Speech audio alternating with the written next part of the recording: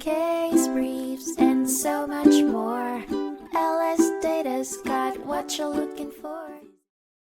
In 1993, the United States Court of Appeals for the District of Columbia Circuit heard Ohio v. United States Environmental Protection Agency, a case concerning the interpretation and application of the National Contingency Plan, NCP, and the federal law governing the cleanup of hazardous waste sites, known as CERCLA.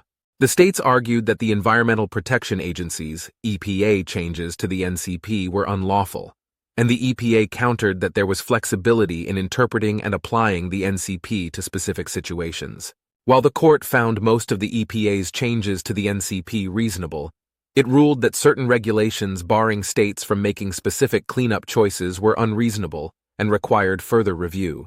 The NCP, originally developed in 1968 as a multi-agency strategy for environmental disasters, had been revised over the years, with a comprehensive version in place by 1980 to handle discharges into waters regulated by the Clean Water Act.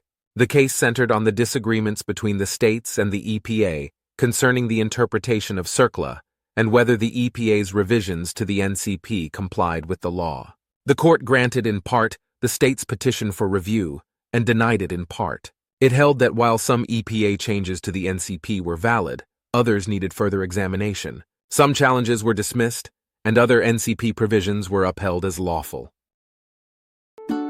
Case briefs, and so much more.